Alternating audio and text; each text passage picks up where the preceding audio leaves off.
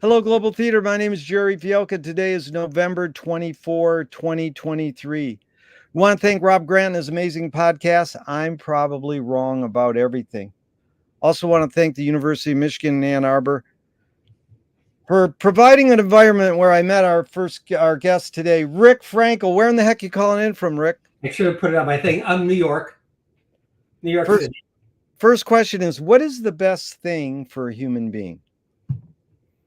I started listening to one of your other podcasts, thinking I should get some background. And I heard that question. I said, you know what? I don't want to know what you ask people because I don't want to ruminate over it for the next 3 days. Yeah. So since I knew that question. Yeah. I thought about it for a while, and not for the obvious reasons, but food. Yeah. Hello. Because food, not only we need to live, but we would not have a society without food. It's a great answer. Because of food. I rarely get it. We wouldn't have towns. We wouldn't have any of this without food. Also, when you live in a big city, Chicago, the conversations are politics and food. In New York, the light conversations are food and real estate. So, really, yeah. The food and land, kind of have been very important, and they're still the most, the thing that binds us together, I guess. So yeah. Wait, Chicago was food and what? Politics. Wow. Sport in Chicago was definitely politics. Back in the Daily years and the Daily Sun and all that. That was politics were the number two topic. It's got number one or number two. Food is always the second. But in New York City, it's very much food. And when you're eating food in a restaurant, you're talking about real estate. So it's great.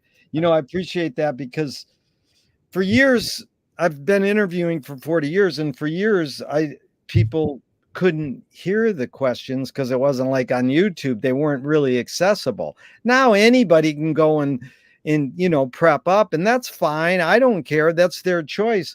But the first question's funny because I was discussing it the other day with a communications professor, and he put it in Google, he put in chat AI to ask that first question. And it was called Google Bard. And it was 3 long questions. It was great. But I do have an answer that's similar from someone I really appreciate, a younger person. I says, what's the best thing for a human being? He said, pizza. In Ann Arbor, I remember us eating pizza. Probably you turned me on to it. I think it was ham and embarrassingly, no, it was the Hawaiian pizza from Pizza Bob's. And what were the two ingredients? Ham and pineapple pizza. Yeah, ham and pineapple. And having grown up in New Haven, Connecticut, the home of pizza. Oh, is it really? New Haven is considered the number one pizza in America. Is always every year is Pepe's White Clam Pizza, and that's from New Haven. New Haven pizza is famous. And but it's because I had a roommate in Ann Arbor who worked at Pizza Bob's. Yeah, so you go to Pizza Bob's and get free pizzas. Dude, I remember one thing really clearly with our time in Ann Arbor together, because we hung out a lot, and it was really fun. But when Studio 10, the album came out by Frank Zappa, listening to Gregory Peccary and eating that pizza in your little, it was an amazing time. Okay, so the second question is, Rick, what's your favorite form of information, how it comes into you? My favorite, or the one that probably is currently it's not my favorite, but of course it's news feeds. Like everybody else. I don't do social media, but I do what used to be called the RSS feeds, like Flipboard and Apple News and those kind of things. Yeah. It's the fire hose. My favorite form of information has always been reading. Did you grow up a reader because, one, your parents told you to, two, they did as an example, or on your own? Well, they were readers. My mother still is a reader. I I don't know if it's because of their example or just because I've always been voracious about input, number five, more input. That's always been me. I used to watch TV, listen to music, and read a book all at the same time. Whoa, you're anticipating a big question that'll be coming up soon. But anyway, so reading has always been how I've acquired knowledge. But why do you think humans collect or gather information? Because we bore easily. I get that answer. Is this need or want to collect information more innate or more invented? I think it depends on which brain side you are. You mean right or left hemisphere? Yeah, I think it's more to do with the personality, and how your upbringing and the environment you grow up in. I mean, it's partially environmental, it's partially innate, but I think there's no one answer. Yeah. I think for people like me, it's just a constant need. Yeah, you're right. Some of these questions at the beginning, is it more this or more that? Of course, it's both, and it depends, but that's totally fine. In fact, in Ann Arbor, I'm doing these workshops where I ask people these questions, and I says, more of this or more that? And the guy goes, well, it's both. And this young student went, that's a cop-out. I goes, no, it's not. Well, and that's someone who was trained to need it. Yeah. Right. And it is funny because, well, another one you'll love is when I say, is it more this or more that? And this woman goes, the word more doesn't function in your question. Do thoughts? Well, there is,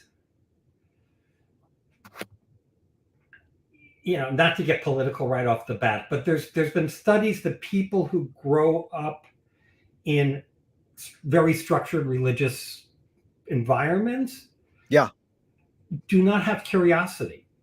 Wow. Yeah. They accept what's told to them and they believe it. And I think people who are more and are less, and in general less creative, this whole thing about we prevent conservative voices in higher education. No, we don't. It's people who grow up conservative have less interest in higher education and in learning new things. And I think if you grow up in a creative environment, that your desire to learn new things it's a need. It's not just a want. It's just you need to keep expanding and learning and discovering what's in the world. So I think that's. Yeah, Rick, you got ESP because you anticipated this question about 3 upcoming that I stopped asking. We spent a lot of time talking. So right. But listen, this question upcoming, I dropped it like 2 or 3 years ago, but I have to ask it, but I'm not going to ask it yet, but you anticipated it beautifully. Well, okay. I have lived now, obviously I grew up in the Northeast in a very liberal educated family. And I went to school in Ann Arbor, which is about, as liberal and forward thinking as you can get. And that's and then I've lived back in New York City for the last 35 years. Yeah. Not as long as you've been in Venice, but I've been here right after we left Ann Arbor. I spent 10 years in Chicago, also, in a university, in an education, in an intellectual environment. And then I moved back to New York, and New York is still, very, very liberal, very intellectual, and people are always striving for something new. So I think. Yeah. Do thoughts create emotions?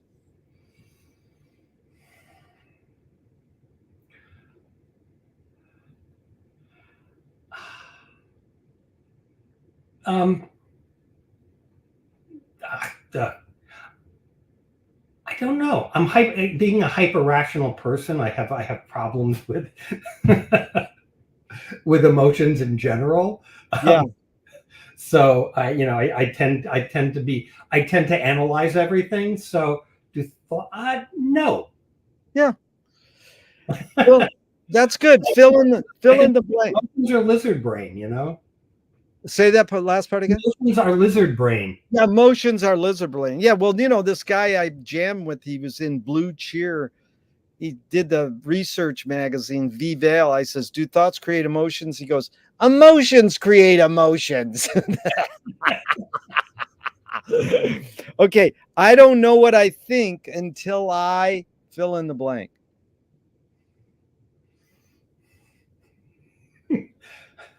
Till my partner tells me. Oh, I love that. Tells me. That is good answer. Can humans think without language? Yes, Yeah. certainly, because I tend not to think in words. I think in patterns.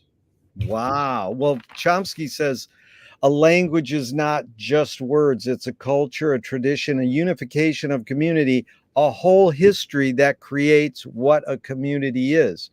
Rick, what do you do when language doesn't work? When language breaks down, what do you do? I get really frustrated and retreat into myself, basically.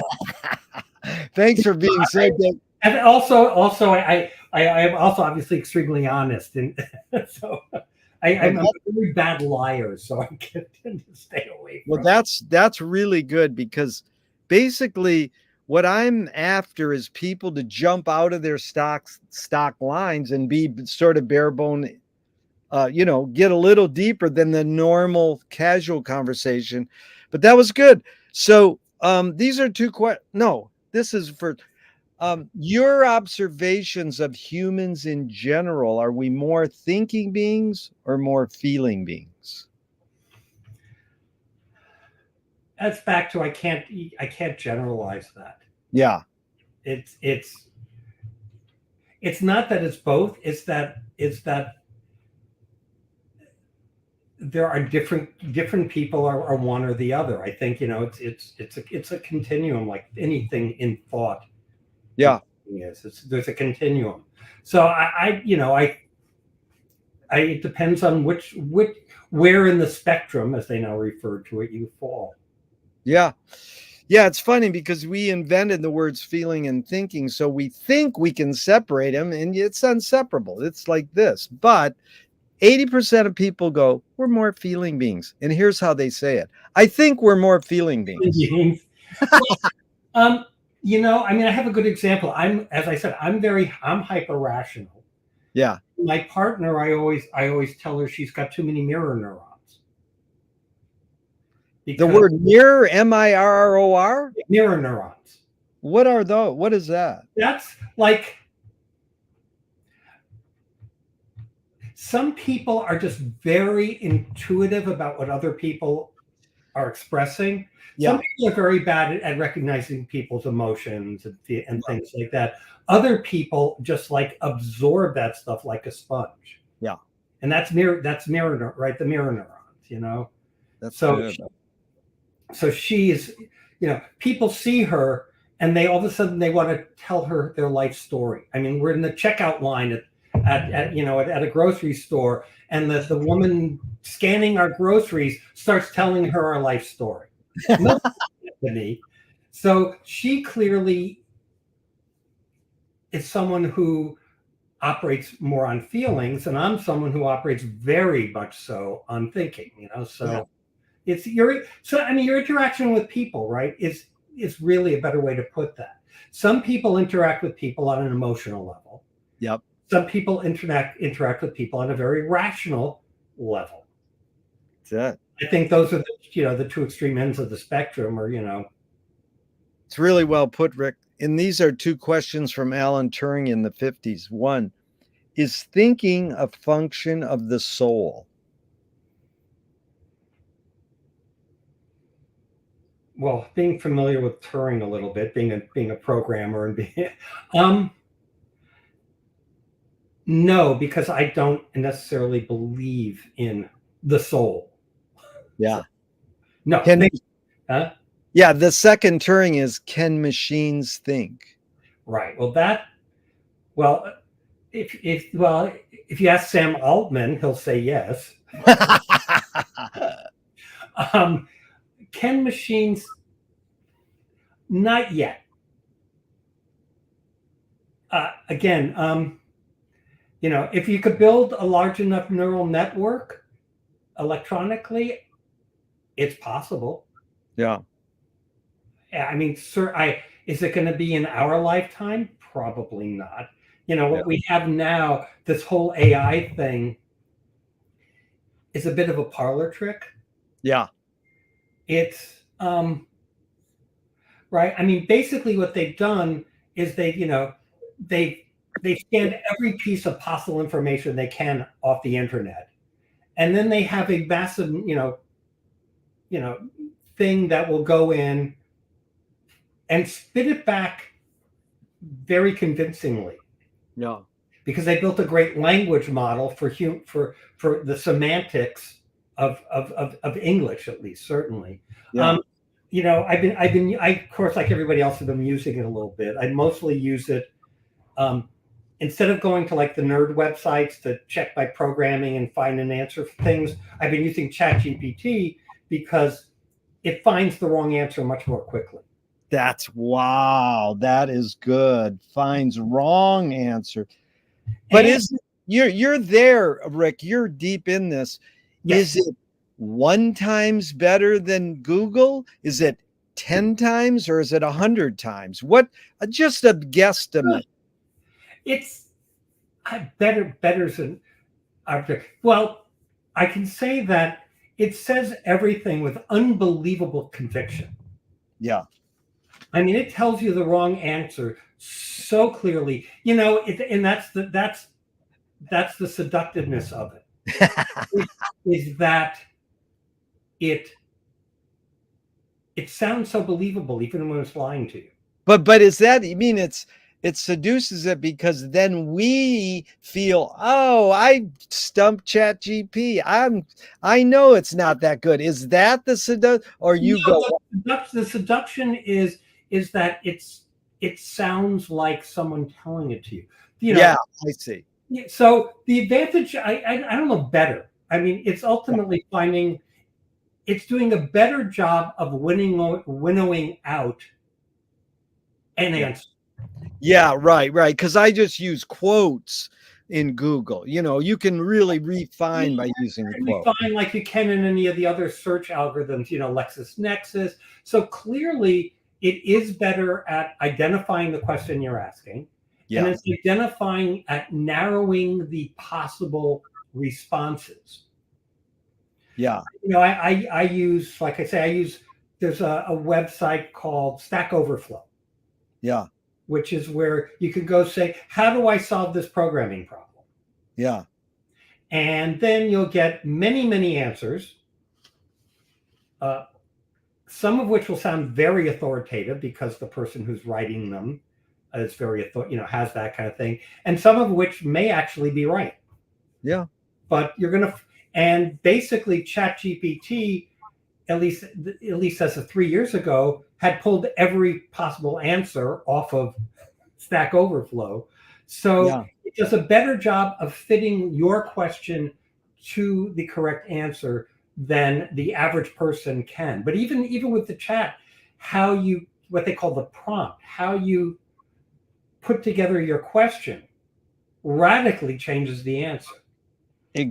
That's exactly what my series is about. I always go at some point, it's me and you versus the problem. Excuse me, it's me and you versus the wording on the question. Yes. So some people, like this next question I'll ask you is, do you more pursue happiness or meaning? So then there's 3 major words in that. So then some people go, well, I would change this word or that word. So that's what I'm sort of doing, is trying to create prompts. Right. I don't do this thing, oh, you didn't answer the question. I don't care if you answer the question. It's just a prompt to have a dialogue. Gotcha, right. Yeah. But of course, when using these, what they call large language model AIs. Yeah. How you ask the question is the most important part of the answer. Right. Yeah. Right? It's not a, because typically you're not using it to discover something. You're using it to get an answer for something specific. Yeah. I'm working for that. I've been working for a couple of startups, and the startup that I started 5 years ago now with my next door neighbor. We were just bought by a larger startup, and we just introduced large language model support to our application to help people. It's a knowledge base. It's knowledge, what they call knowledge management. So a company will store all its information and documents and stuff in this thing, and then other people can go and find the answer to what they're looking for. It's also used like in customer support and things like that.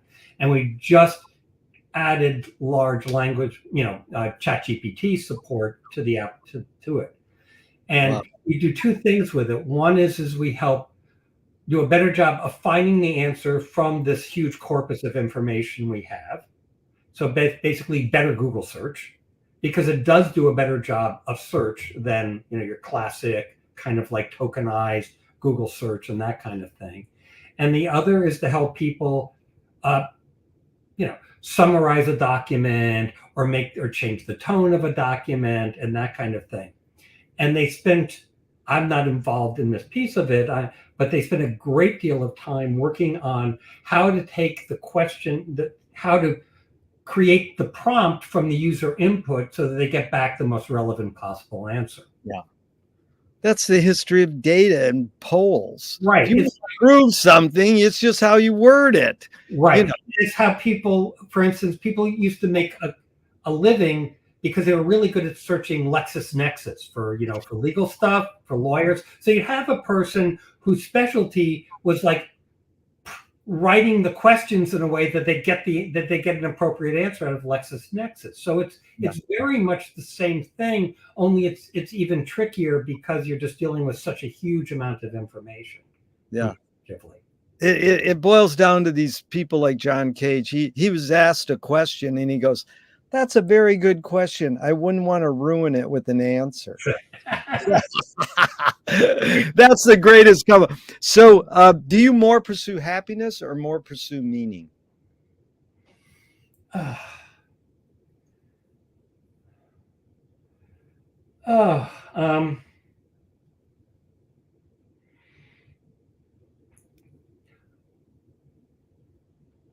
don't know that I pursue either. Yeah.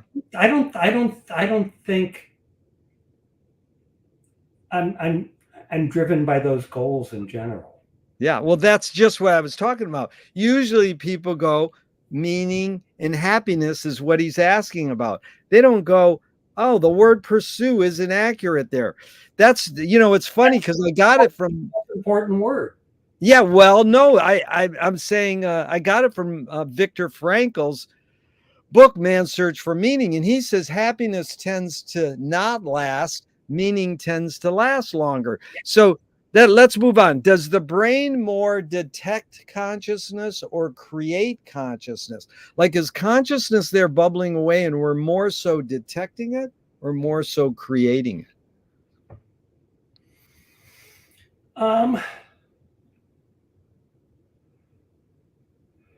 Well,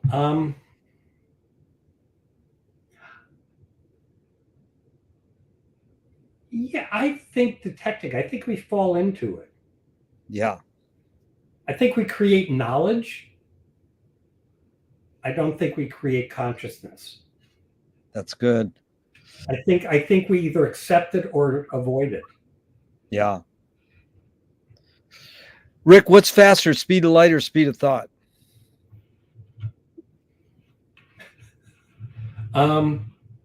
Thought. There's no right or wrong answers to any of these questions, but that one you got right. Audre Lorde, the poet, said, "You can't dismantle the master's house using the master's tools." Yvonne Rainer responded and said, "You can if you expose the tools. What new tool do you suggest?"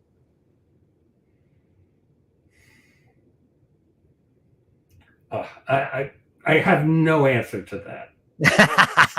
It's really, what tool do you most gravitate towards in life in general? What's the tool you? What's my crutch? Well, that's funny that you're calling a tool a crutch. Yeah, no, I would say something. Well, that's funny because McLuhan said this great line. He said, "Word is the most universal and addicting drug."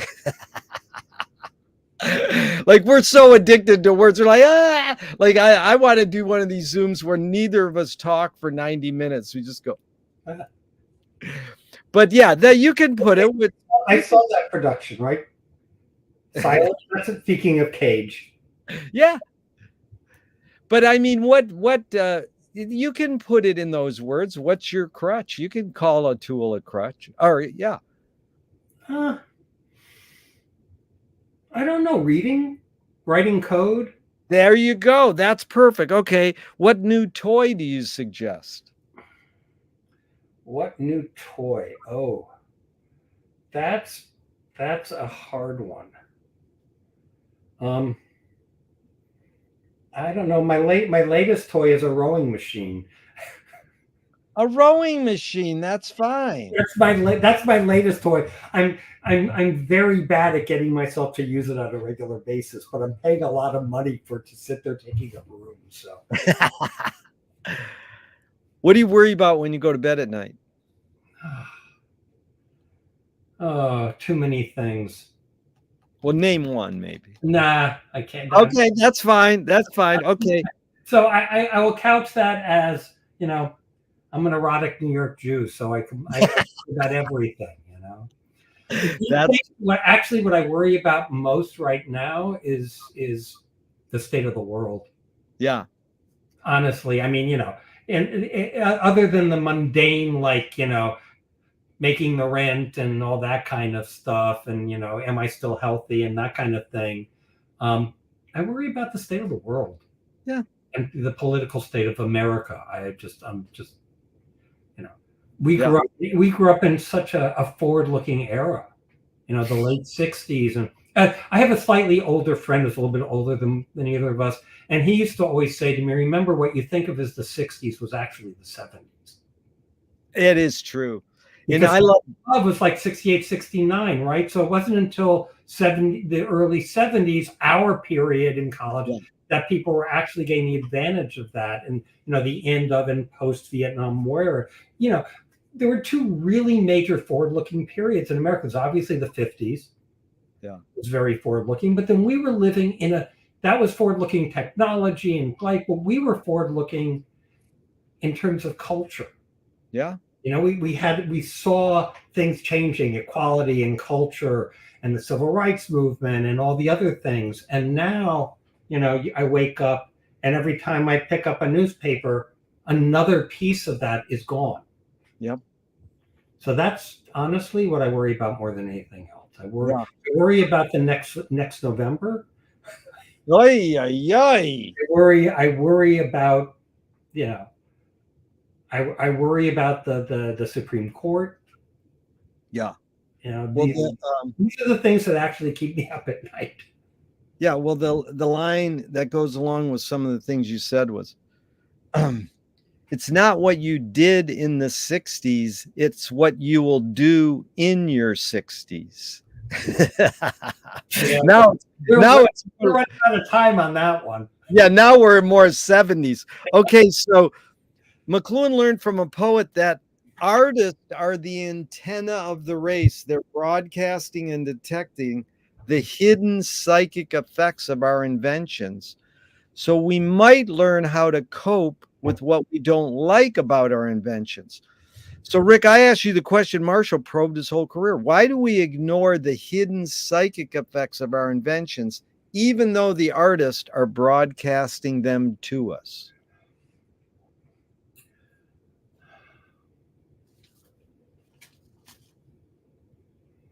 Greed and ignorance.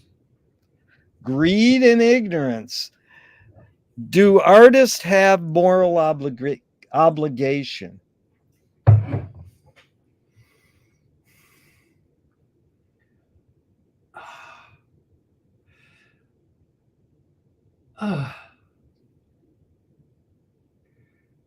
They should. Are you more afraid of new ideas or more afraid of old ideas?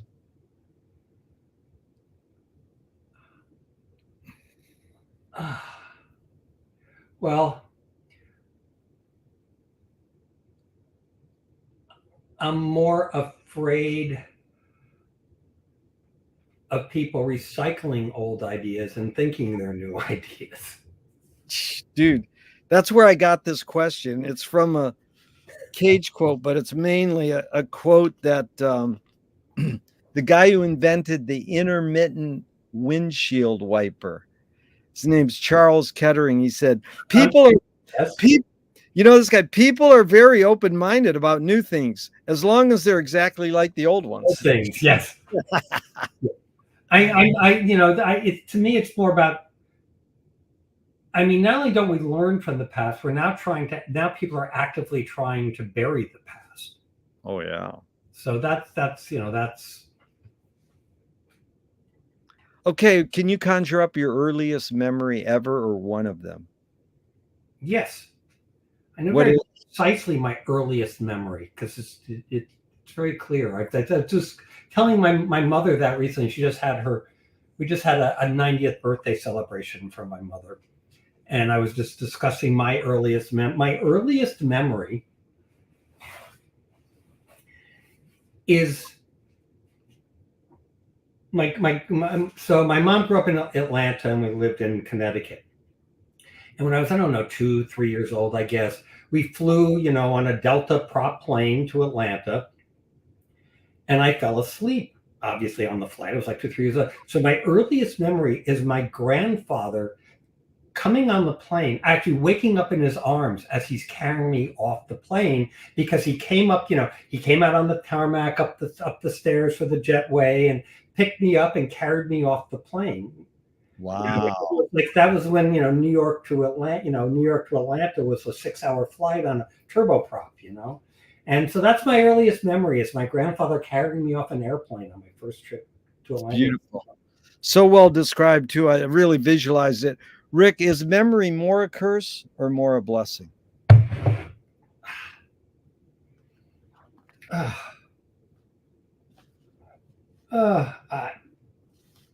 It depends on the day of the week. Yeah. Tell me someone within your immediate family and then outside your immediate family, just briefly, who had an impact on you, kind of like a role model, and what specifically was that impact? Oof.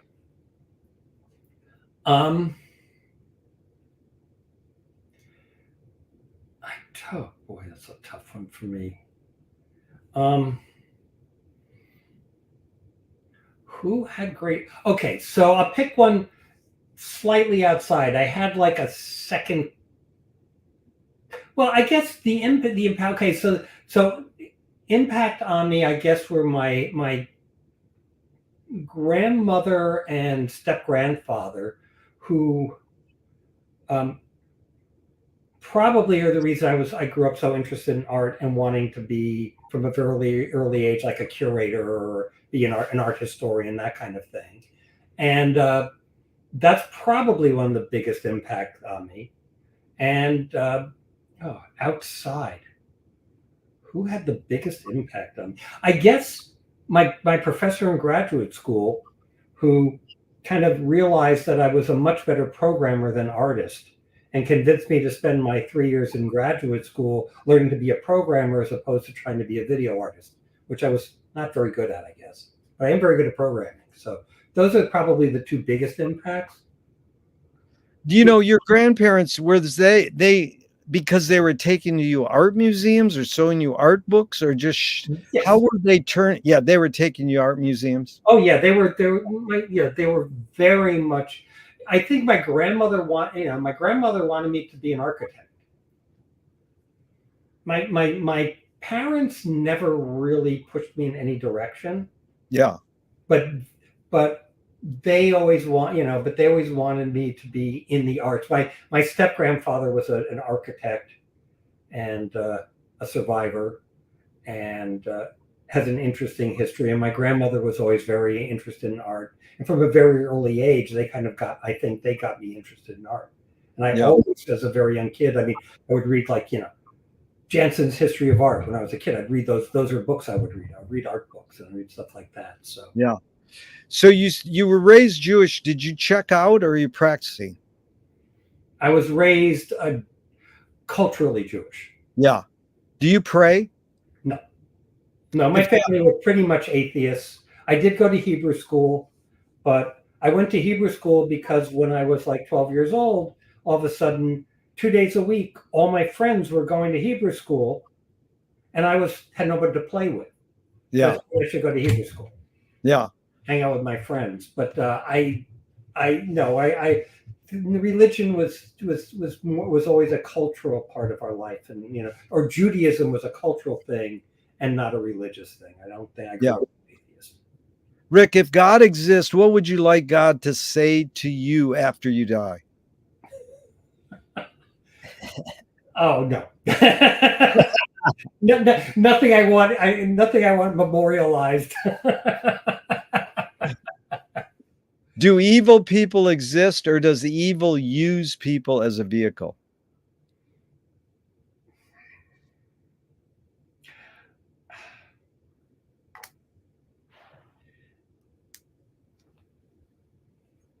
Evil people exist, although I don't think they're evil. I think they're just sociopaths or psychopaths. Yeah, and it's about. I like to try and differentiate ethics from morals. Yes. I guess that's the answer. From morality is tied to religion and the thing, God and this kind of thing, whereas ethics and are not necessarily coherent, as we know from religious people who seem to be able to hold contradictory thoughts in their brain without exploding. Ethics are about rationality and deciding how you want to interact with the rest of the world, and they should be coherent and consistent. Yeah. And so that's I say I'm not religious. And I don't believe I'm not at all religious, but I think I'm an extremely ethical person, or I try to be an extremely ethical person. Yeah. And I think sociopaths have no sense of that. Yeah. Well, the real hidden question, Rick, is how do you advise someone to deal with an enemy? So I'll set it up. Alan Watts says, if you acknowledge your enemy, you empower them.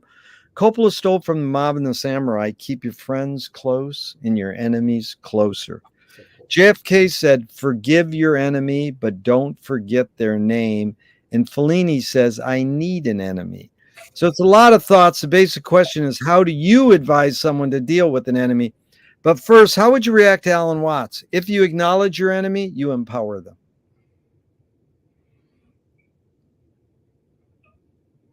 I would tend to agree. I mean, I unfortunately am a bad example of this. I tend to try to avoid conflict.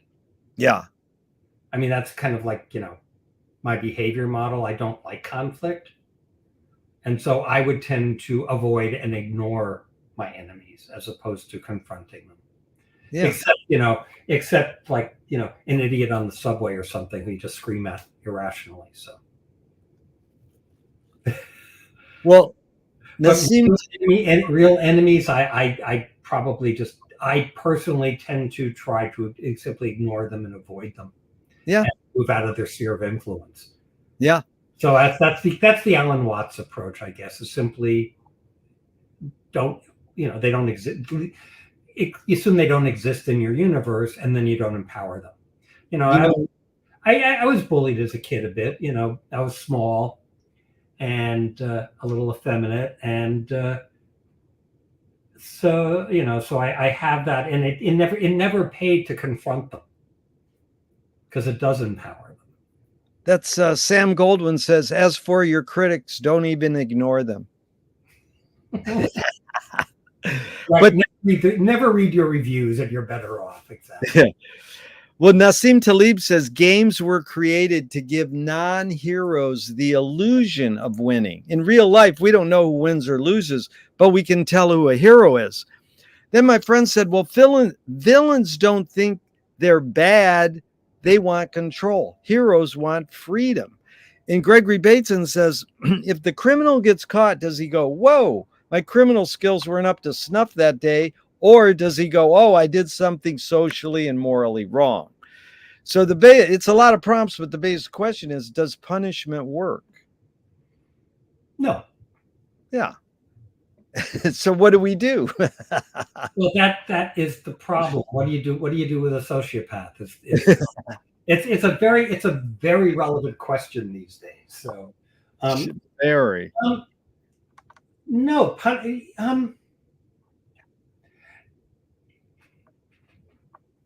it's a trite answer, but attempted rehabilitation. Yeah. Does rehabilitation work? Unfortunately, recidivism is extremely high, but punishment just makes it worse. Yeah. So there's no good answer, but the only possible solution is rehabilitation. Yeah. Well, it's funny because I'm trying to add this new question and I'm not sure how to word it. Okay. But you can help me now, Rick, and I appreciate it. Is killing ever morally justified? So maybe I should say, is killing ever ethically justified? Or, how should I word that question? Well,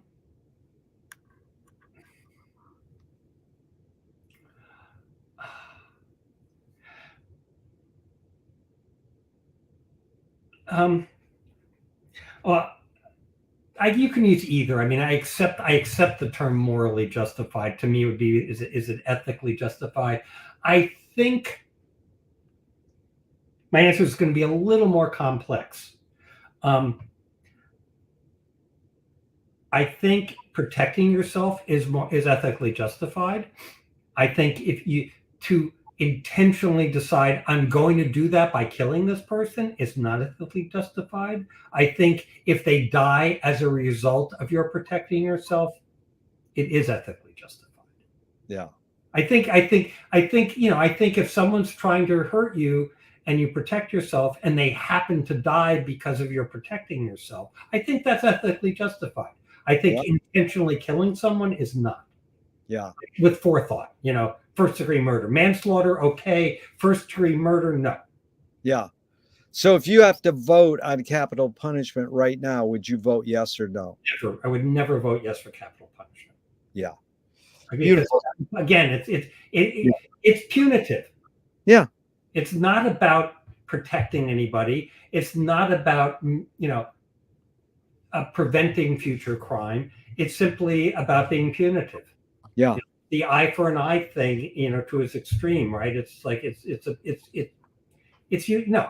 doesn't solve any problems, and it is ethically and morally wrong. Yeah.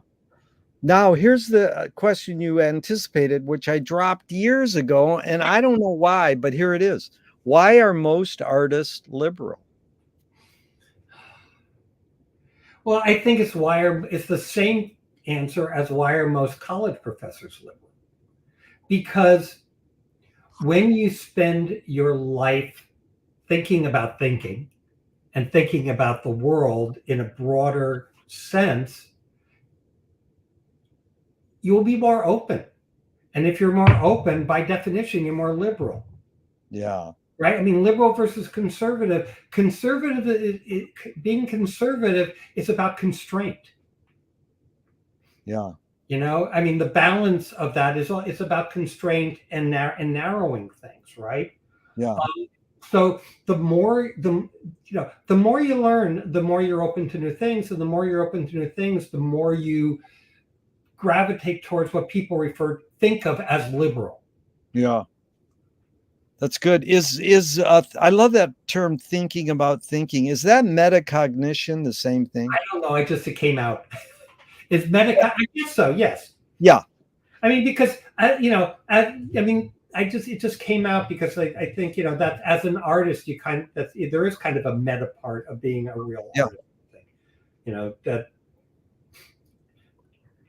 And James, and in general, I mean, not all artists. I mean, you can also look at the reverse. I mean, if you yeah, look at if so, let's pick things that we always were fascinated by. If you look at the Riefenstahl, or you look at Albert Speer, yeah, you know, being obviously the Nazi cinematographer and the Nazi architect, yeah, they were using art in the act to promote fascism.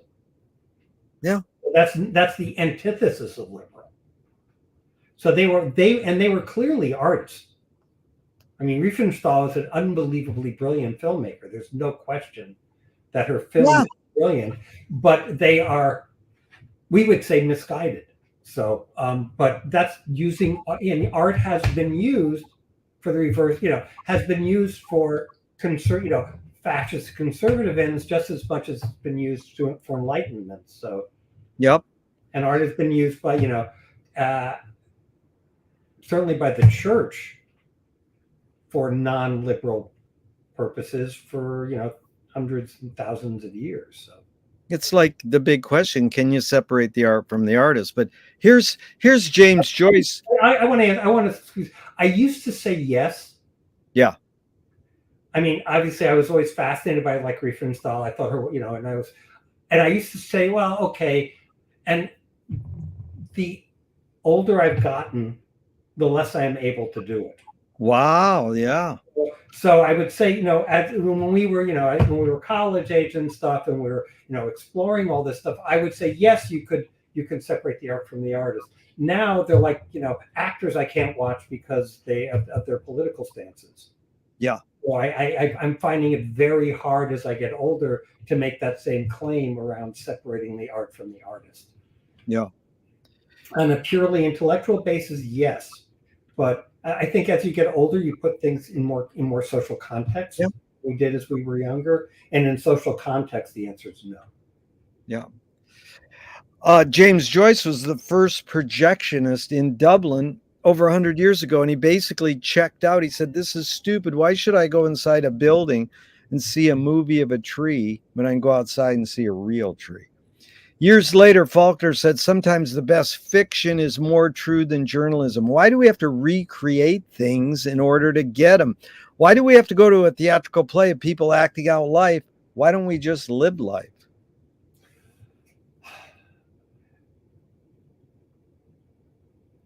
Because if you just live life, you only live it in one point of view. Yeah.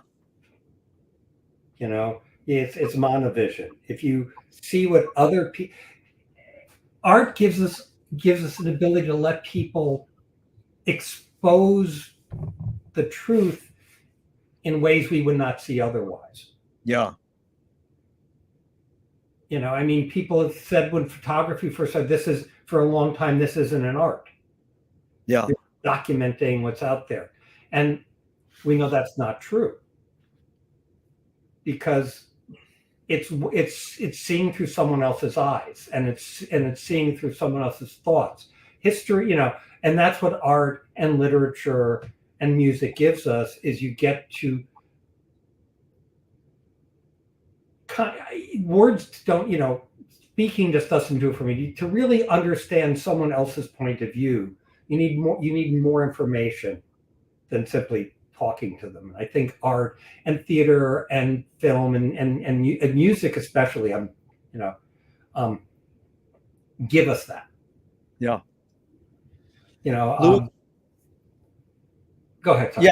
yeah. Louis Buñuel says, "I'm for anyone who seeks the truth, but I part ways when they claim they found it."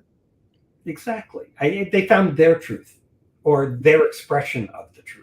Well, see, you did good. You analyze it. Most people I say that to go, "That's great."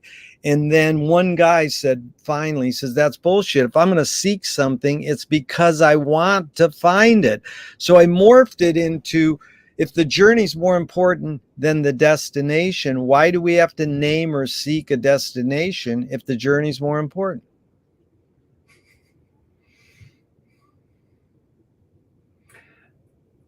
That's a difficult one.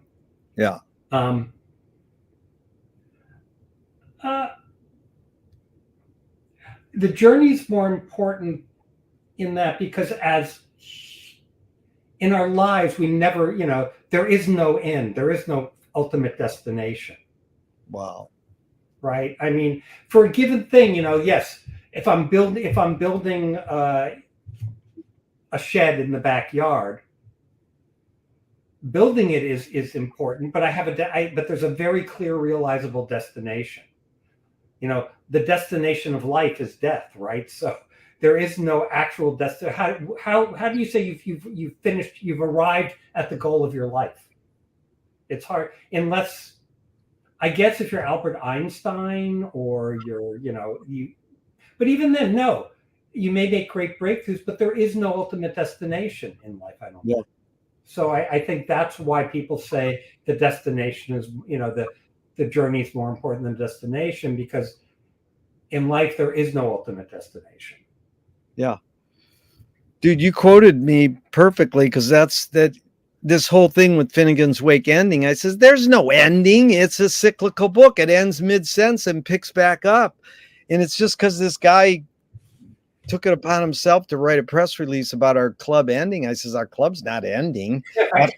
After 28 years, we're just keep reading. But this line you said, there is no end, is pretty amazing. But before I go into that, I want to tell you, that's the people who changed art forever were in Paris in the 20s. They were psychogeography flaneurs. They just wandered aimlessly, drank coffee, and they, like Joyce said, had an epiphany in everydayness. They didn't, I mean, anyways, this is the word flaneur, by the way, because it's now popular, but I've been drinking in the summer Boulevardier. Yeah. And right, which is a drink with Campari and vermouth, and it was invented in Paris by the Boulevardier, who are also referred to as flaneur. Really? Wow. Down the street, so that word came up recently for me, and it's I love that word. And it gives me a vision of like the cocktail I drink in the summer. Yeah, no, I learned that when the Pokemon Go game, and these kids would go off the edge of a mountain. So I rigged my way into a lecture at Ann Arbor Film Festival on, experimental film as psychogeography. They loved it. All you have to do is drop these names like Benjamin and fucking Bruno and all this shit. But here, actually, this is dropping name. This is Hollis Frampton, one of the great experimental filmmakers. I'm familiar. He said, narrative is born among the animal necessities of the spirit because we're waiting to die. Can you forget to die? God. Can you forget to die? I don't know. I don't know. Yeah. I cannot answer that in the length of time I have to think about it. I will have an answer tomorrow. I have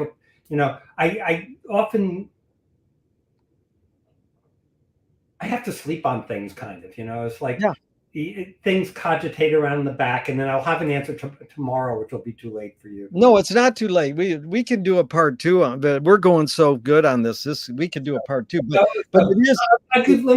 Since we're discussing crazy French philosophers, I'll give you a little anecdote. Yeah. So, I was married to a crazy French artist philosopher for a number of years, and when we were in Chicago, and Baudrillard was coming to give a lecture at the Art Institute of Chicago, where she taught. And because she was both extremely well read in these things and spoke fluent French, she ended up being kind of like the guide and host for Baudrillard. Yeah. And this was when, of course, this was in, I guess, the late 70s, early 80s. And of course, the whole New York art world had picked up on Baudrillard and semiotics as like a raison d'etre and stuff. And I remember he came and he said, my ex-wife said, we want you to take us to a place to get him an answering machine. Yeah. Because he needs it. I said, okay.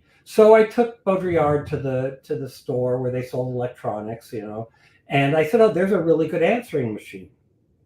I said, "You should get this one." And he said, "Oh, how about that one?" I said, "It's a terrible answering machine." He says, "But it's very pretty."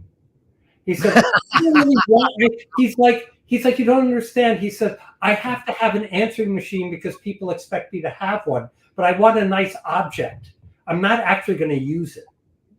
That's great. It's very So, so that was clearly a semiotician's answer to getting an answering machine. Was no, yeah. you understand it's not to be used. It's an identifier for me in my home for people to know that I'm contemporary. That is so good. I never had, I don't have a cell phone, but my wife does. So I live in the cell phone world, but people go, you don't have a cell. And that I never had a answering machine for years. And people would call up and go, your machine's broken. Yeah. Exactly. So that is a great story. And Rick, that is exactly what I'm after. I'm after anecdotes, stories, tangents. That's really important.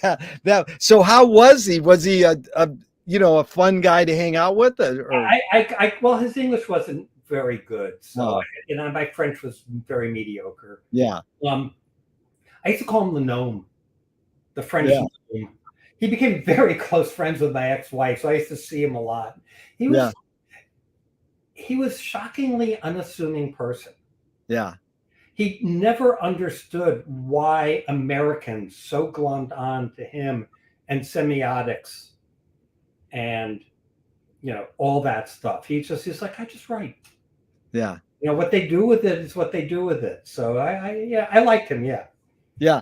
Well, the question back to it is, can you forget to die? I just started asking that in the last 2 years, and people are always like, what? And they kind of don't realize, are you asking that metaphorically or literally? And it's like, no, you put it into the context you want. That's the thing. But they think, see, because words, my friend advised McLuhan and Norman Mailer and Ivan Illich, and she turned them on to feminism, and she invented this word, because you brought it up earlier, this left and right hemisphere idea. She called it splitteracy, that when we invented printed word, the printed word split our brains in the inner and the outer, and she spells splitteracy with a S that's a dollar sign. So it separates. Words separate our inner and our outer, and it nails things down. That's why McLuhan was into percept, but because he's in academia, they think, oh, you're into concept. And so he teased people to believe his percepts were concepts. Okay. They think he's saying some theory, like Wikipedia says, communication theorist. That's wrong. He wasn't a theorist, but he probably would say, yeah, leave it. Yeah.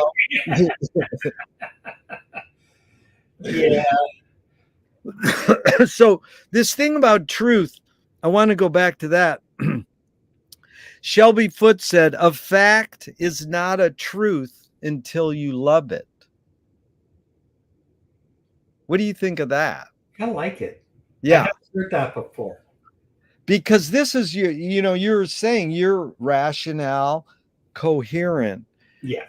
That's funny, because a fact is not a truth until you love it. That's so. And here's Eartha Kitt. Truth is a theory that is constantly being disproved. Only lies, it seems, go on forever.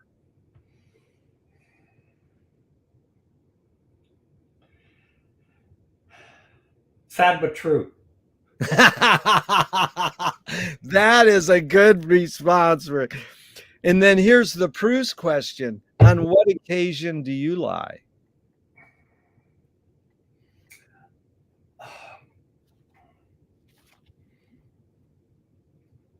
Well, as I said, I'm really bad at. Oh, I think it was before we started recording. I said I'm really bad at lying.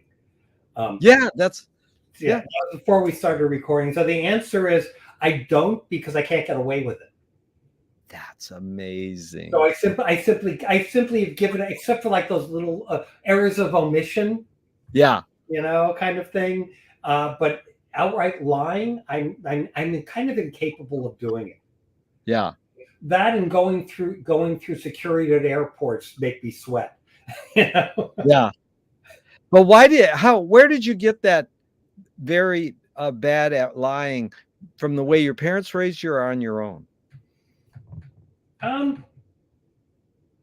Well, I think I'm kind of undiagnosed on the spectrum.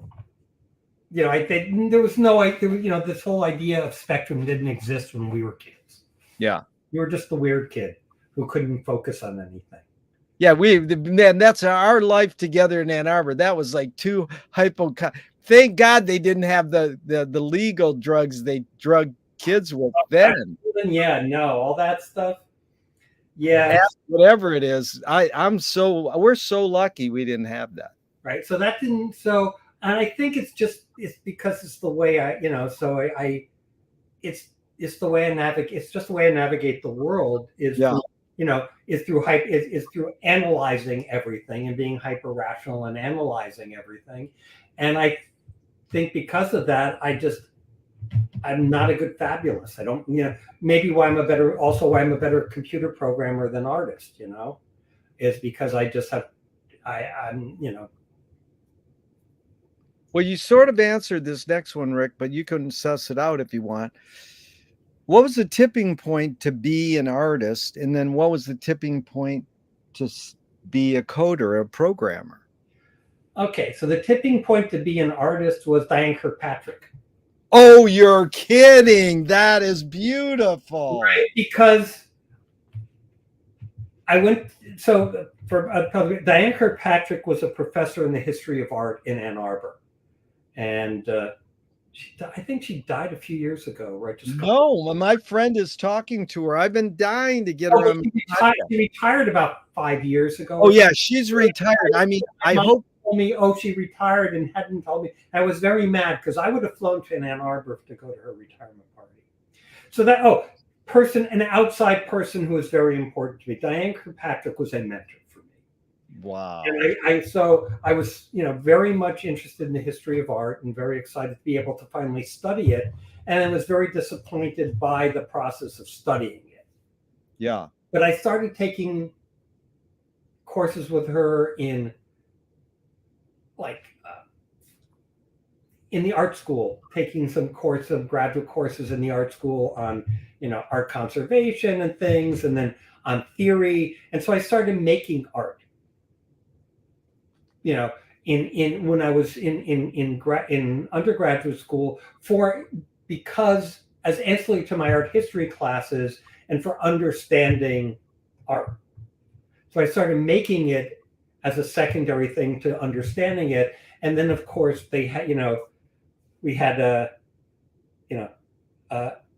Zsuzsa Molnar was running the AV department, who I ended up going to graduate school with at the same time and rooming with for a while. And she ran the AV department, and they had all those porta-packs and videotape machines. And I got very interested in it because I like toys. I like technology. Yes. So I started playing with the videos and started making videos and doing stuff with tape loops and doing that kind of thing and playing with all that stuff. So that's what got me into making art as opposed to studying art. Rick, go back. What was the AV department person's name? Zsuzsa Molnar. How do you spell that? Zuzussanna. She went by Zsuzsa.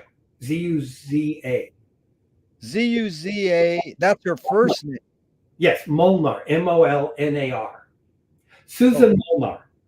Thank you. In Eastern, Hungarian, I guess, Molnar, or Czech. I think Hungarian. Eastern Europe. That's amazing, because I'll tell you, I remember now. You have to get this book. It's called Cinema Ann Arbor. Have you seen it? It's like 2-inch hardcover book on the history of film in Ann Arbor.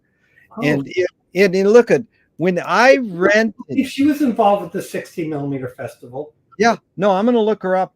Well, do you have any contact with her anymore? No, I haven't seen her in. Anyways, this is a funny little thing I want to tell you, an anecdote I want to tell you because it just dawned on me. When I rented the Zappa TV show, this is pre-MTV, this is pre-rock video, really. He had an hour-long show called A Token of His Extreme, and we had a screening in Angel Hall on a video projector, and the only way you could get video projectors then was because they used them in boxing matches in bars. And they were only black and white. So Peter Wilde set it up. We were projecting this amazing color show with, clay animation in black and white with 2 color monitors, but it was magnetic tape. So the sound was amazing. And I must have helped set it up because you did, and this is the big thing.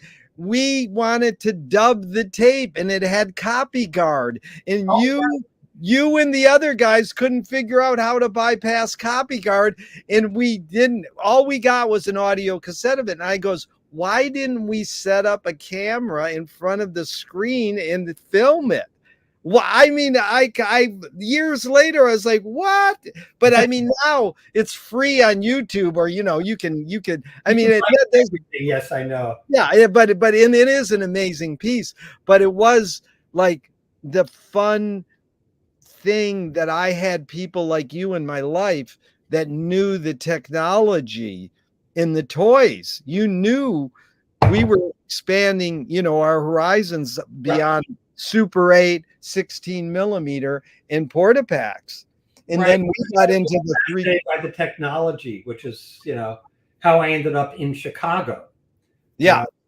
Because these guys came from Tom DeFonte and Dan Sandine. Dan Sandine, who created one of the first video image processors. The 2 big ones back in the day were the Bill Etra, who's a New Yorker, and the Sandine image processor. And he was at the U of C with Tom DeFonte, who was a computer science professor who developed the animation of the Death Star in the very first Star Wars. With that line drawing and vector animation was developed by Larry Cuba. Yeah. Who programmed John Whitney's animation stand. Yeah. And he did it on a system called GRASS, the Graphic Symbiosis System. It's a requiem that was developed by Tom DeFonte when he was in Ohio State as an early computer graphics. Yeah. And so I went, and he and Dan Sandine would do all this stuff where he would do live performances using the GRASS system with this vector, and they'd point a camera at it, and then they'd run it through Dan Sandine's video processor. And all this stuff is available on YouTube now, obviously. Yeah. So you can see this all, and it was all this. So they came to Ann Arbor and did a little presentation, and I said, this is what I want to do, because I had been playing with video, manipulating video and multi-camera stuff and all that kind of thing. I was very fascinated by the technology, and so I went to. So Diane said, even though I had no portfolio worth a damn, said, Honest, you should take him and have him in your program. So I went off to Chicago because of Diane, got me in, and started playing with all the video stuff. And then they had the computers, and I realized I was much better at programming the computers than I was at making art with the computers. I was better at writing the languages that you could make art with than I was at making the art with the languages. You know what I mean? So Tom convinced me to he gave me a research assistantship, and basically, even though I have a master's in fine arts in electronic visualization, my master's was really a 3-year undergraduate program in computer science, essentially, because of him. And then I went off to do video games for Bally. And, then I ended up just moving away from the graphics part and becoming just a programmer, because I was always better at that. And that's kind of where it led me. But let's go back for a second, Rick. That was good. Dan said indeed Tom DeFonte, and you named Bill. What's Bill's last name? Bill Etra, Sandin, Sandin. Bill Etra was the guy behind the Rut Etra synthesizer. He was in New York.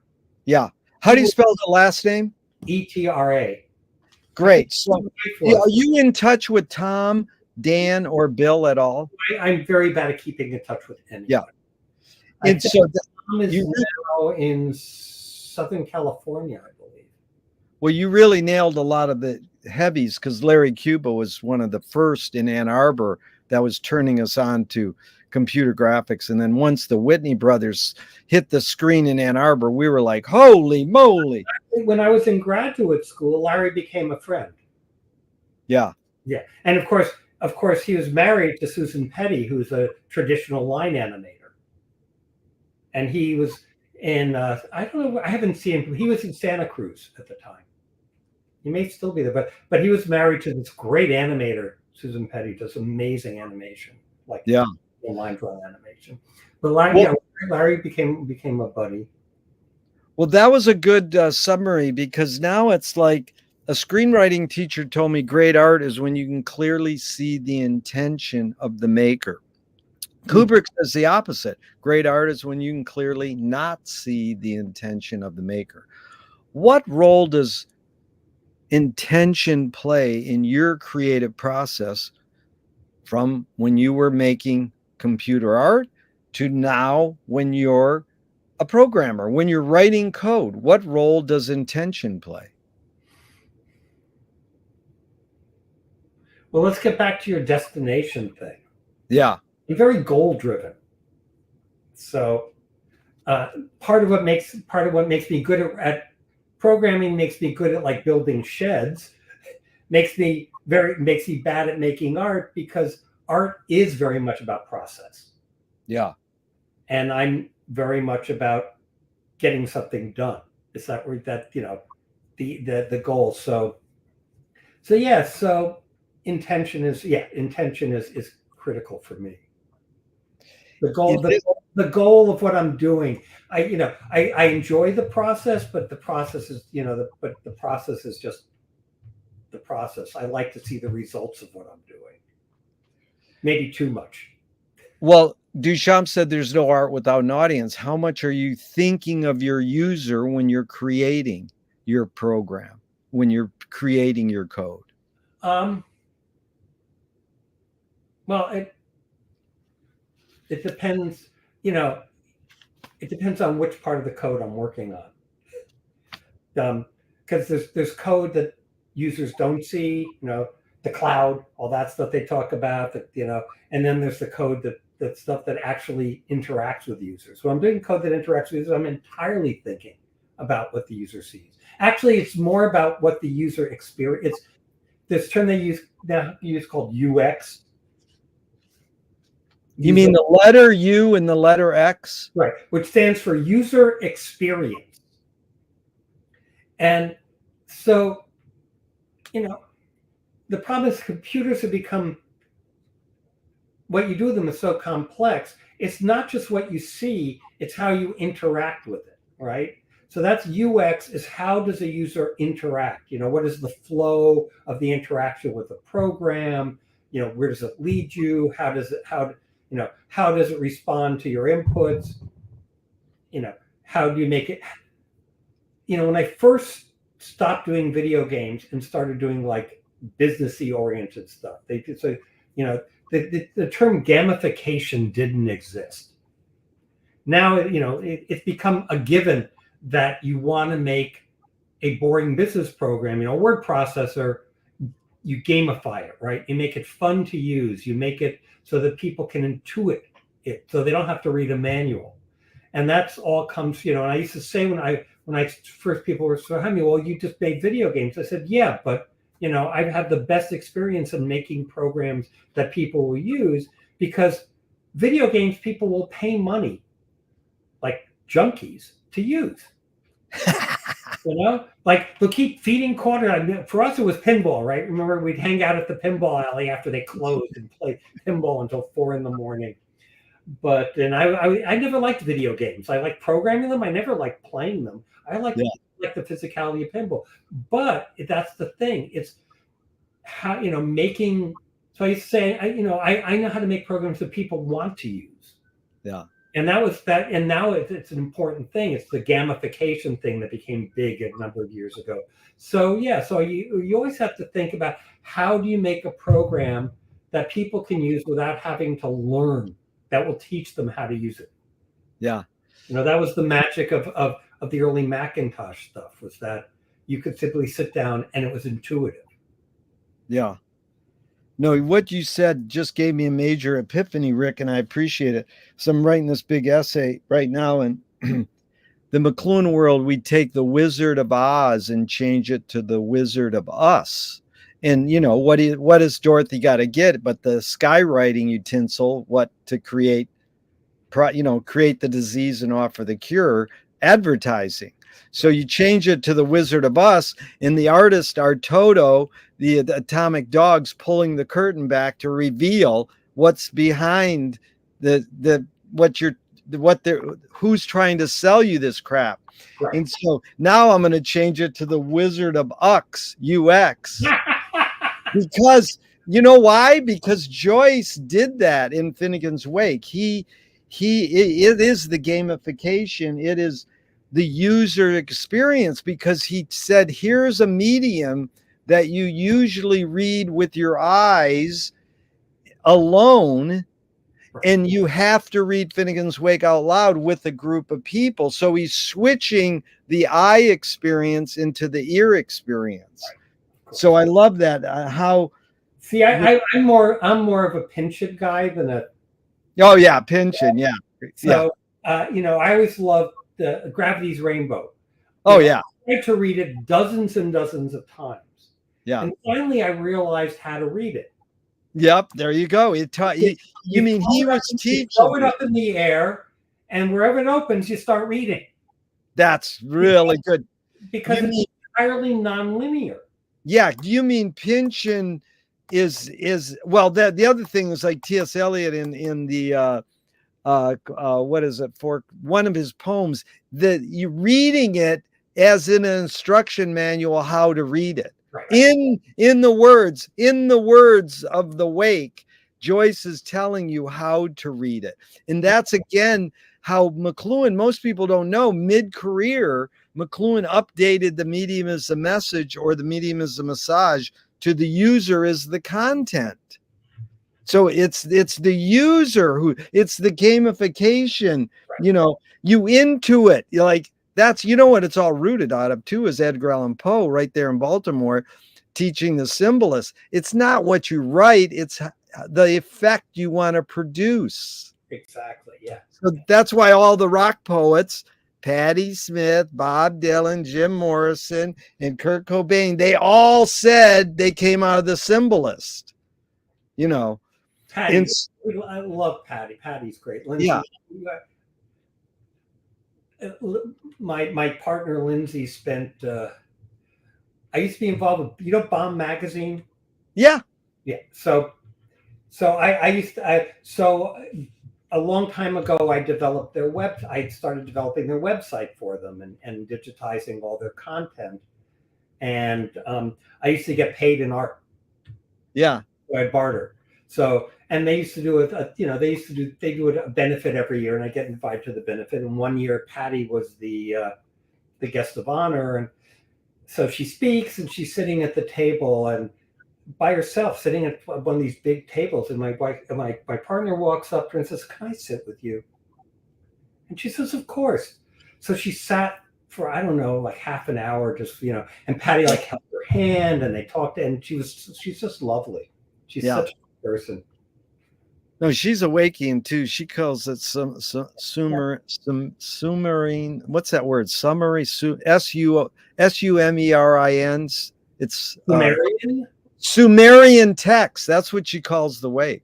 That makes perfect sense to me. Yeah. Of course, we used to know her husband, right, in Ann Arbor. Speaking of anecdotes, so you remember the brick? Yeah. Yeah, Garrett, don't you remember going and seeing seeing Niagara and Fred Smith Oh yeah. at the Brick for like playing Halloween night at the Brick. Yep. There you go. Niagara. Yep. At the Brick in Ann Arbor. That is beautiful. Right? Great times. Great times. And we were privileged to have great music. Yeah. There was a lot. So Rick, what everything that we invent, according to McLuhan, is that what happens is we extend some humanness. So the knife and fork extends our teeth. The shutter in a camera extends our eyelid. And even non-tangible, say religion or philosophy, might be an extension of consciousness. What does the computer extend for you? What humanness?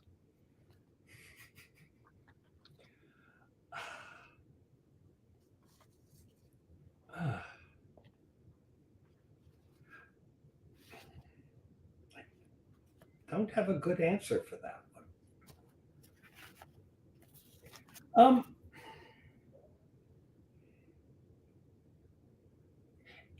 I don't know. In some ways, it's the world's most flexible tool. It's like it's like a Leatherman or Swiss Army knife, but for communication. Yeah. So, Well, it's you're saying it's like it extends communication. Yeah, I guess that's that's valid. Well, it's like Jean Rouch, the French film theorist and documentarian. He says, if I put something in between me and you, it's more true than if we don't have anything. So that's why humans, McLuhan said, technology is the most human thing. So we think, oh my, people fear technology, but when we invented words, it was to share or communicate between two human beings. So whenever we put anything between us, right? But I mean, the entire history of civilization is about advancing technology. Yeah. Pretty much. Period. Right. Yeah. Fire, shelter. This is technology. Buggy whips. We always use buggy whip as the idea of ancient technology, right? Yeah. And each technology supersedes a previous technology. So computers are odd in that model, though, because in and of themselves, it's not. They don't provide, a physical. They're meta, to use your term. Yeah. It's a meta technology as opposed to technology in many ways. It's not like, the printing press. Yeah. It is, but it isn't, because it can be kind of a printing press. But it's because it's it's so ethereal what it does, and it's so broad in what it can do. It's more like a meta technology than a technology, which is what I think what makes it scary. Yeah. It can be. The uses are in many ways so unlimited. Yeah. And the question is what the next person thinks of as the use. Well, again, that's what how I always explain Finnegan's Wake is Joyce invented the internet and disguised it as a book. And so, now really what he invented was what's going to be after the internet. Right. And we don't even know. What's your guess? I'll tell you what people usually say, but what's your guess? Just off the top of your head, what's going to be after the internet? What's your guess? My guess after the internet. Well, I mean, as a form of connecting communication, I don't know. Yeah. Because the internet is just a fancy telephone. Hello. You want to hear this is a you nailed it, Rick, because when we first got television, that's what we're doing right now. We're on live TV across the world. Right. No big clunky cameras. We are on live TV across the world. When did we first get that demonstration? Same year Finnegan's Wake came out, 1939, at the New York World's Fair. Do you know when we saw it as a reality on the movie? 2001, 68, when he calls his daughter from the Right. And then, now it's like everybody does Zoom. The comedian on Venice Boardwalk, he yells at kids. He goes, "Quick, you're missing your Zoom. Get home." So the internet arguably was invented by Ted Nelson. Really? Yeah, there you go. And I think, didn't Nelson he put together Computer Lib, which was like the whole internet catalog. Yeah. And he did that on the floor of the house owned by my professor, Tom DeFonte, that I lived in. Oh my God. So to draw it back together. So, I mean, when I was in graduate school, it was the beginning of all that. I mean, the first version of the Unix operating system was released to universities, the year I went to graduate school. And, ARPANET, which is the precursor. Well, my friend told me he has always been on the cutting edge of knowing everything. He was an advisor to Tim Leary. And he said the first time he really experienced the internet was when banks were trying to convince him to do his banking through the telephone. Right. That was like, well, here we go. Yeah, well, actually, even before that, if you want to look at the mass, because I just saw, we were watching some movie, and there was a shot in Paris in the 70s, and there was a Minitel. How do you spell the second word? Mini what? Nitel, the Minitel. It was a little terminal that they distributed all over France, like in public places, and you had a Minitel, and it had a keyboard and a little teeny monitor, little teeny screen, and you could use it instead of a phone book and to make lookup. It was provided by the phone company. It was a little information terminal. Oh my God, that's like what year? Oh God, well, we're sitting on the internet, so let me just. But again, I'm missing the spelling. M-I-N-I. M-I-N-I-T-E-L. Okay, M-I-N-I-T-E-L. Minitel. It was provided by the French telecommunication company. Here, I can't help myself. I might as well go to Wikipedia. A video text online service successful through telephone lines, the world's most successful online service prior to the World Wide Web. And it was French. And it was like this little terminal, and you could look up, people's phone numbers. Yeah. You could look up other stuff, and it was provided by the phone company. Yeah. It had a phone directory. It had mail order retail. You could get plane tickets, message boards, had an online dating service, and had computer games. So it's like, what is the year? Is it given a year? The year. The service was rolled out experimentally in July of 1980. Oh, 1980, yeah. So that's interesting.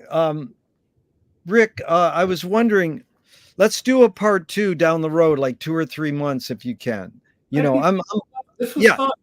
Because we only got a third of the questions, but if you can do a couple more minutes, let's do a couple more questions. Can you go? Sure. Let me give you another funny anecdote, because we were talking about rock. Please, I'm always open to anecdotes. So when I went to graduate school, I still was making videos, and I made a rock video. kind of a time. With Susan Forder, you're talking about my girlfriend from undergraduate school who moved to Chicago with me, and I made a video to the song Rock Lobster. Yeah. And I used the image processing and all the colors and all this stuff. And I made this video. I didn't think much about it. And then I went to a bar, and all of a sudden I see in the bar they have these videos showing rock. They put up, Yeah. before MTV. They put TV sets in bars like beach clubs showing rock videos. Yeah. And I saw my video, which on one of those in a bar.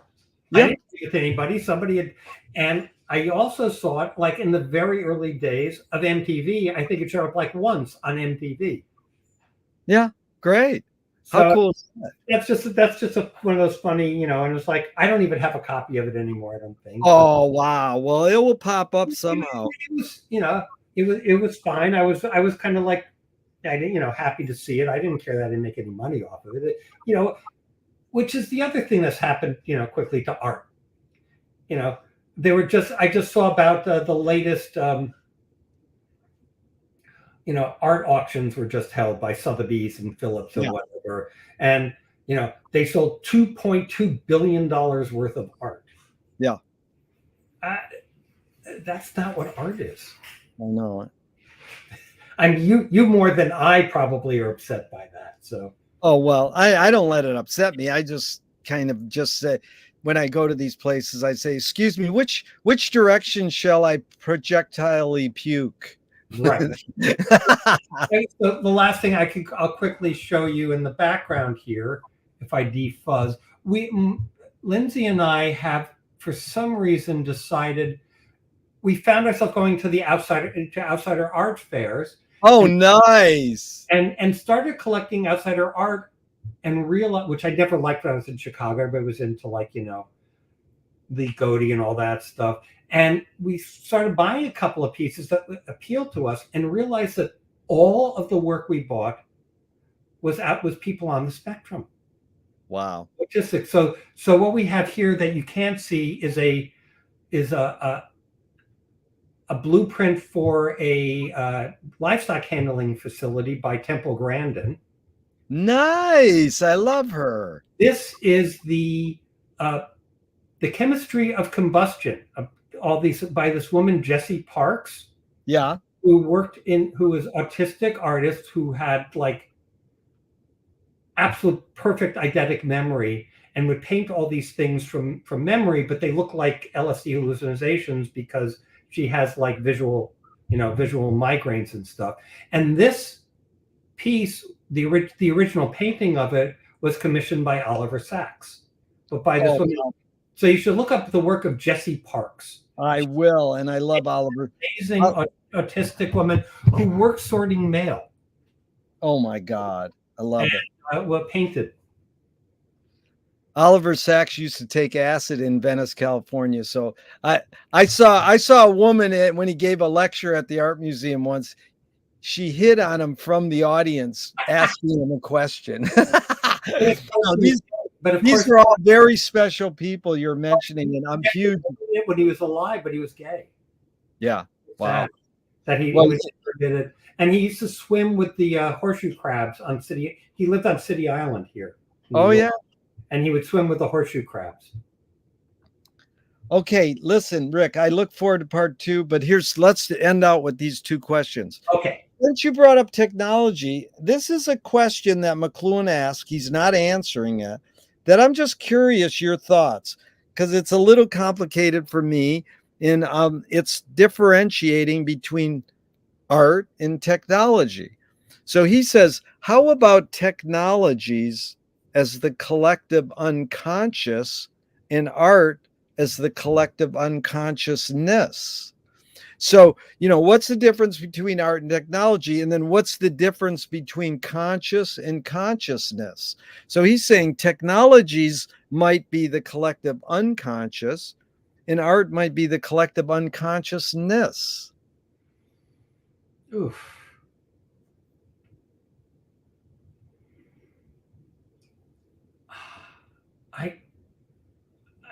I'm going to have to answer that one as the first answer the next time we talk. That's good. I'll send it to you because it's a funny twist, but it is It's more. odd. I can give you a thought for you to think about art and technology. Yeah, Is that, you know, NASA has grants for artists yeah, to use technology. yeah, I think historically artists are always one of the goals of art of art culturally is to expand our understanding of technology. yeah, I mean, to me, really, a lot of the really important art was pushing the bounds of what technology provided at any time. that's So I, why. so I think one of the great jobs for artists is to expand our understanding of technology and use it in ways that we never thought of. Yeah, I think that's exactly what he's asking by that question, because that's why Jordan Belson was a major influence on Kubrick making 2001. Right. And so actually this guy, some of these Joycean people who study the wake, I'm finding they do jobs like you do, and then they retire and they go, I want to keep my brain going, so they get into reading Finnegan's Wake. And this guy told me a couple weeks ago, he said that Bell Labs and like IBM, when they first needed people to write code, they went to musicians. Well, I was just going to mention that to you, that the correlation, the Venn diagram of musicians and programmers is like that. Wow. Crazy. I know so many programmers who play music. Like when I used to work in San Francisco, they all had bands. Like Yeah. all really famous programmers all have bands. And I have known so many musicians who are great programmers because it's about to me, programming is about understanding patterns. I program visually, and debugging programs especially, it's about being able to see the pattern of the code. And I think writing music is also very much about patterns. So I think writing music and programming exercise exactly the same areas of the brain. Yeah, that's Thelonious Monk said music is math. But the guy told me this. He said when Bell Labs first got musicians to write code, it was really cool. Now kids grow up and they skip becoming musicians and they go right into writing code, and code sucks now. Is that true? Is that a semi-true generalization now? Yes. Wow. People who learn to program by, playing video games and writing code write really lousy code. They're writing good code is about being nonlinear. I think the best programmers think nonlinearly, and more kids, the way they're brought up and the way the education system works, think very linearly. And you can't be a good programmer if you can't see the system. Yeah. Like you can't be a good architect if you can't see the whole building. You have to be a visual, nonlinear thinker. And that's why musicians are such good programmers, because they're nonlinear thinkers. Yeah, that's the major McLuhan thing. It's called pattern recognition leads to comprehensive awareness, which is the big picture. Yes. And that's, I think, what it takes to be a really good programmer, is being able to see. I call it thinking in gestalts. I see a computer program in a gestalt. Oh, thinking in gestalt. Yeah. Yeah, that's it. So okay. In closing, let's do this one, Rick. Thank you so much. It's really been a treat up for me, and I learned a lot. What's the difference between art and science?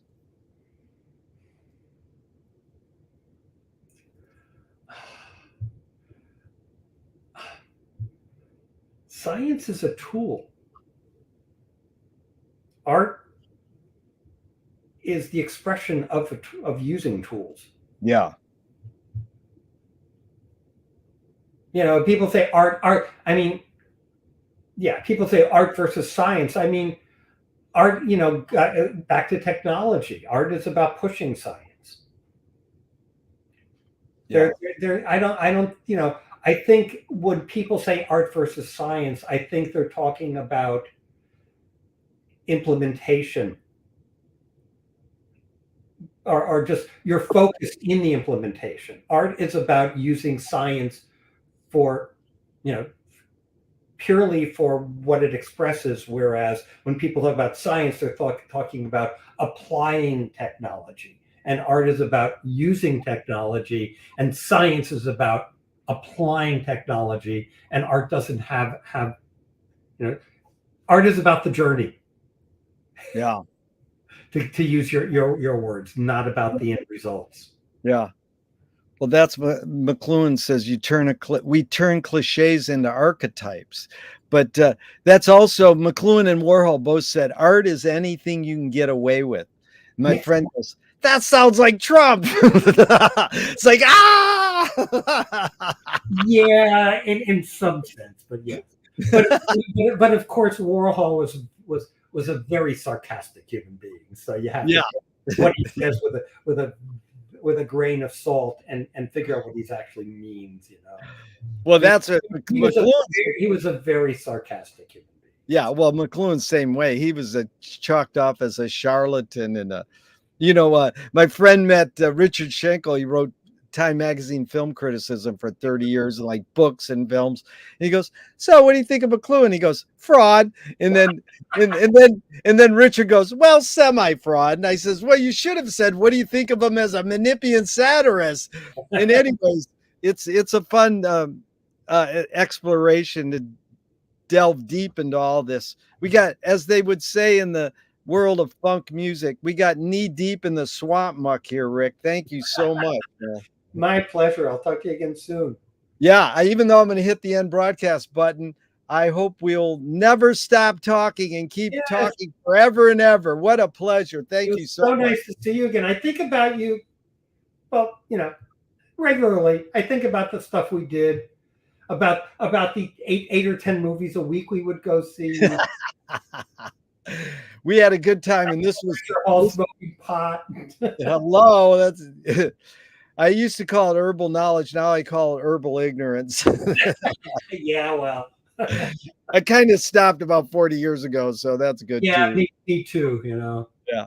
Okay, I'm getting into the gummy thing occasionally, though. Well, all the power to you. All right, Rick. Thanks again. Talk to you soon, man. Love you, dude. That was amazing.